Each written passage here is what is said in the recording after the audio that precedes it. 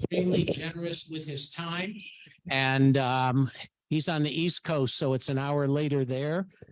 And I guess first and foremost, thank you very much for your time and the feedback you were giving each of the groups. Really helpful. And I hope the group will see consistent with the outlines you were given to prep, and you need more prep time and more background time, but overall pretty good. So Nick, some general comments to the group as a whole, and then if there are one or two remaining questions for Mr. Ayers, and then we'll take a break for lunch. Well, yeah, I think everyone did a good job, and I know it can be a little not nerve-wracking, not nervous, going up to Congress and whatnot for the first time. I mean, when I first started interning, I was like, oh my gosh, what am I doing?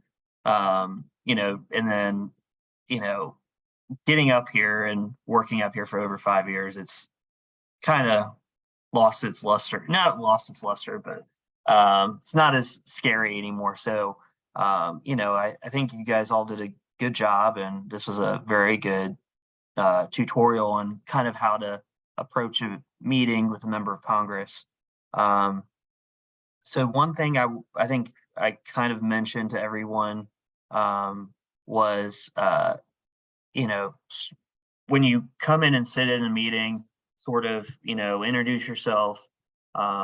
Always talk about like, hi, my name is Nick and I'm from Tuscaloosa, or I'm from Birmingham type thing, and introduce yourself that way, just because especially like my boss right now, he's kind of been jumped around a little bit of the state, so he might jump in and be like, oh, I have family in Birmingham, or I used to work in Tuscaloosa type thing. So definitely start off like that, and then during the intros, maybe like talk about why you're here.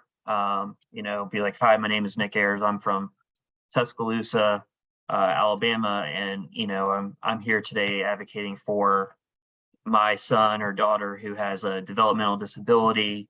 Maybe talk about that specific developmental disability, and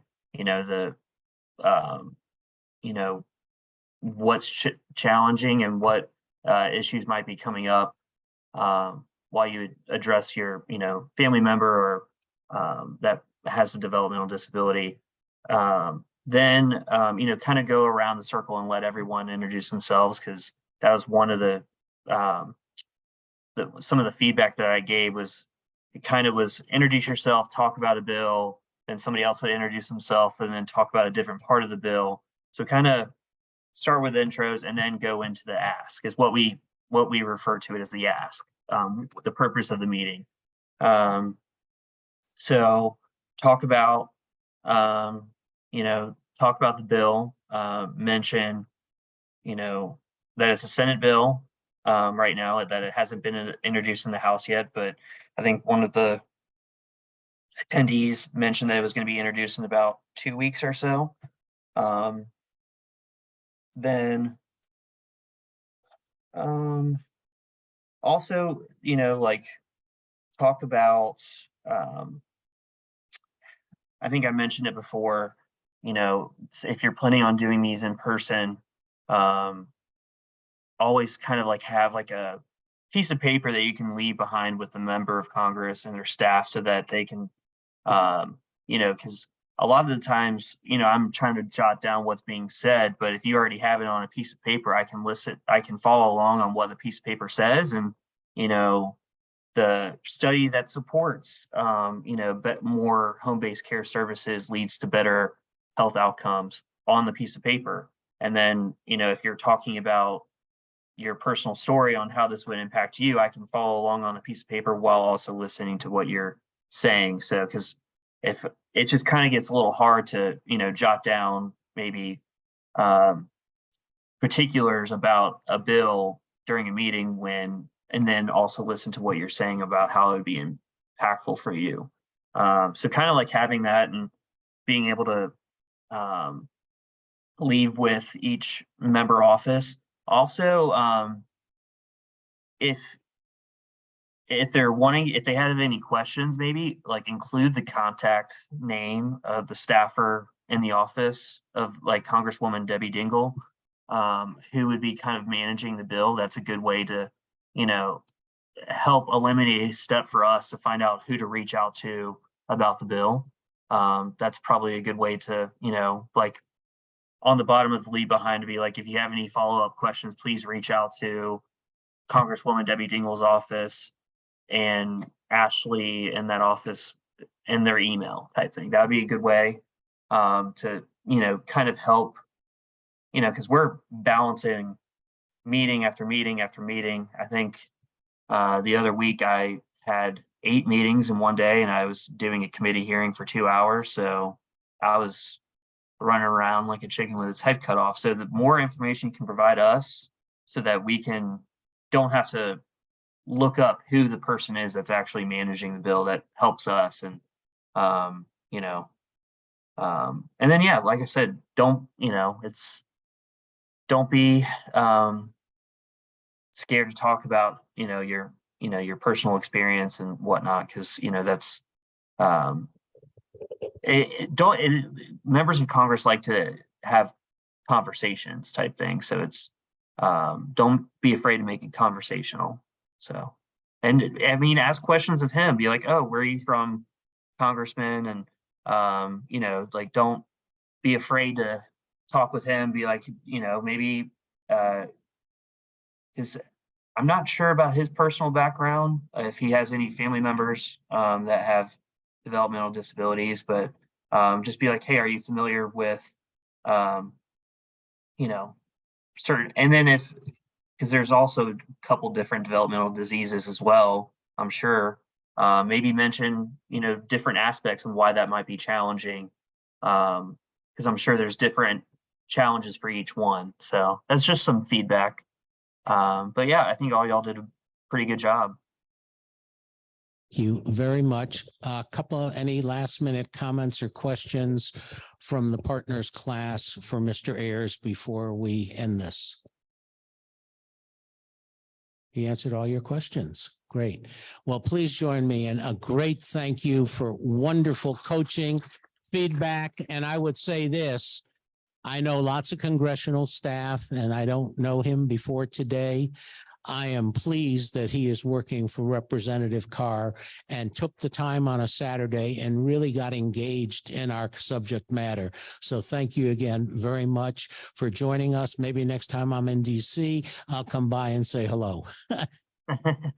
Well, thank y'all. And like I said, y'all did a good job. And like I said, practice makes perfect. And, you know, like it's, you know, each, like I said, the more conversational it is, the better the meeting will be. You know, it's, uh, that's my feedback. And that's normally, you know, the more the congressman can joke around and, you know, come up with a funny story, because he definitely has a couple funny stories, but the more you know, and like I said, it's more of working together on some of this stuff. So you know, if sometimes a member of Congress might not agree with, you know, some of it, but there might be some other ways that they could work with y'all. So that's just one thing is, you know, sometimes it might be disagreements, but try and find common ground on some other things type thing. So that's just, you know,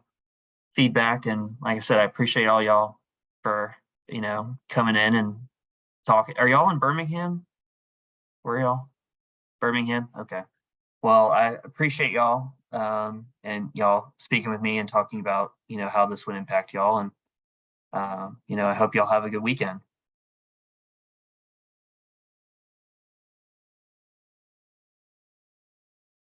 I think the audio went out. Out there. Okay. Thank you again and have a good rest of the weekend yourself. We really appreciate it. Thank you. Y'all have a good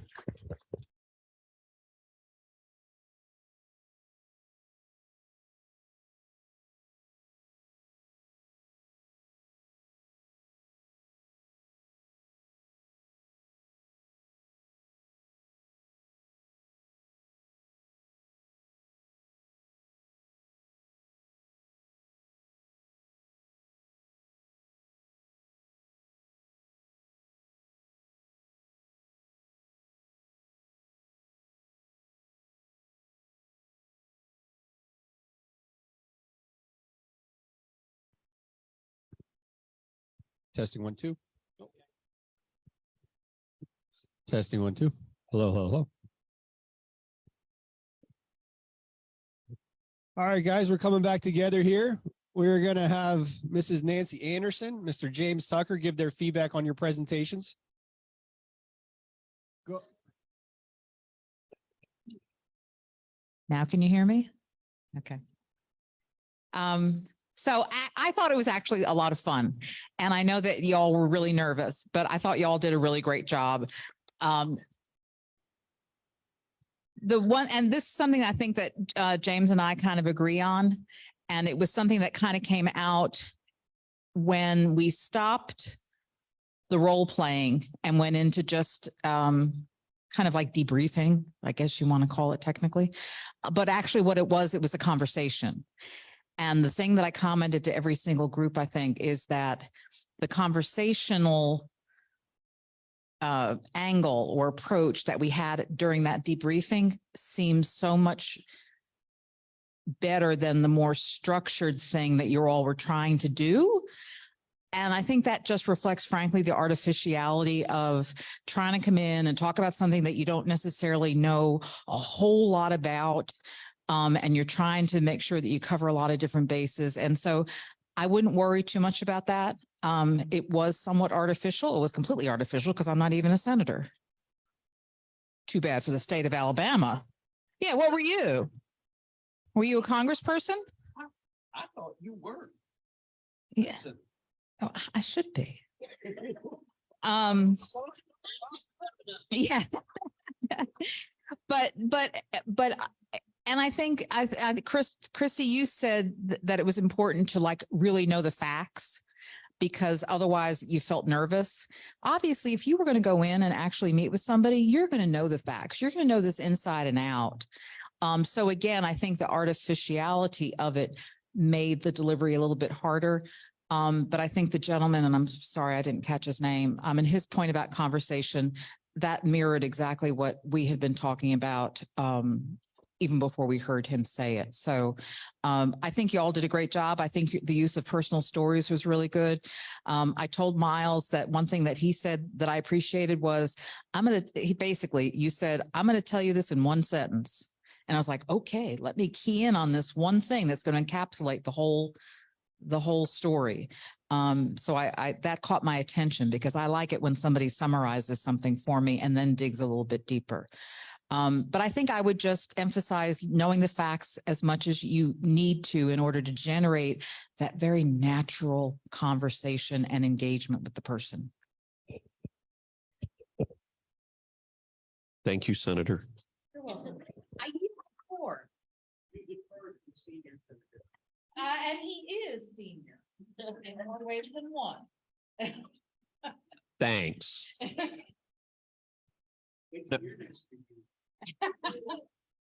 I would echo the things that Nancy and Nick have said. I think this was a great exercise, a great experience, an incredible amount of talent in this room, and the commitment speaks for itself. I'm going to make a couple of comments that I shared with different groups. So I may be repeating myself for one group, but hopefully not for all three. With regard to the conversation, I wanted to share the following. I went to see Senator Shelby a couple of years ago, one of the last years of his office. I was scheduled for a 15-minute visit. I got 30 seconds to say what I wanted to say, underscoring the notion that it's a conversation and a relationship. It can't be overly scripted, and you have to think about the time that you're getting. But the story doesn't end there. If you can enter the conversation and start a relationship, here's the reason I mentioned that. In Senator Shelby's very last press release, which ran prominently throughout the state, it was reported in almost every paper in the state, ADAP was named because the senator was bragging about the money that he had brought home to Alabama. And in the course of that, he referenced one of the P&A, Protection and Advocacy, funding programs that goes to ADAP at the University of Alabama. So I may not have gotten him to do precisely what I wanted that one day that I went in to see him, but the conversation continued. I communicated with his chief of staff on a regular basis. I communicated with other staffers in the office. Concrete example, this year, as I do every year, I will work in concert with my colleagues in Washington, D.C., and I will send a letter or an email to all 9 members of Alabama's congressional delegation asking them to fund the work that ADAP does. For example, I'm going to follow up with Nick, and he's going to be either the person I write to, or he's going to be CC'd when I write to Representative Carl to ask the representative to fund the P&A work that we do.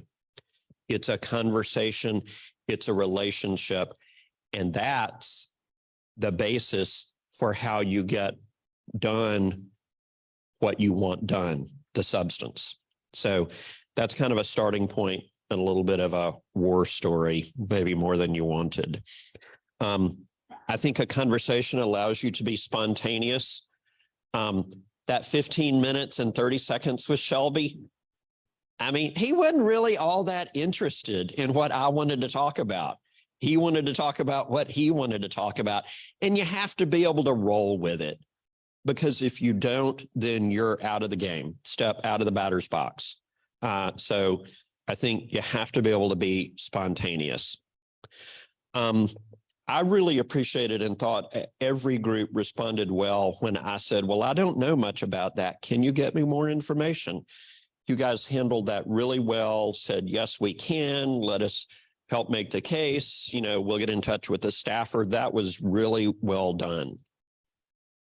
I want to mention a couple of things that I think are things to think about, especially if you're not one person, if you're going in like as a group, even with 2 people. You can't talk over each other. Be careful about that. Some of that was happening. And, some of that's scripted. There are a bunch of people. Hey, we're trying to get this done, but you cannot talk over one another. 2 reasons. One, first of all, what we're trying to demonstrate in this process to elected officials is respect for all persons. It is not respectful to talk over people. So that's one piece. But then second of all, it gets confusing. Like I can't tell what's going on when you're talking over. With regard to Nancy's point that, when you go in, you're going to know what you're talking about. There were 1 or 2 times when, to be very frank, I ended up getting mixed messages. People said in 10 minutes things that contradicted each other. It's easier to keep track of that if you're one person. Let me give you a concrete example. The bill would provide for additional supports for in-home direct care professionals. So in one conversation, we kind of got, I'll use a highly technical word, cattywampus. I want to, the nurse needs to be paid, but no, it's not going to increase pay. You just got to be kind of clear about that kind of thing. And then one more piece, and I asked one group this, we didn't go off on a tangent, but it's something to be aware of. And Alan, you're going to be fully aware of this issue. One of the challenging issues with the current Congress is that there are people who want to put an upper cap, a limit on the amount of money that will be spent through Medicaid and waivers. They want to send it to the state in block grants. And so it's kind of a talking point for one of the 2 main parties that's how they want to repackage the services. I guess I would think of it in this way. Just as it's important to know what you're after, it's also important to know what you don't want so that you don't kind of get sucked into that. Because the politics are real between the parties. And so, for example, if you don't support a block grant, you need to know that you don't support a block grant. And it's legitimate to say to the member of Congress, no, sir, I'm sorry, I disagree. That's not what we're looking for. So I wanted to try to echo a couple of highlights, cover a couple of the super positives, and then just share a couple of concerns. It was a tremendous job. I think this has been a great discussion today. It's been a really interesting conversation, especially with a couple of you who have come up and said, so James, how do we take the next step? Where do we go from here? We all want to continue that conversation. So I think conversation is a theme of the day.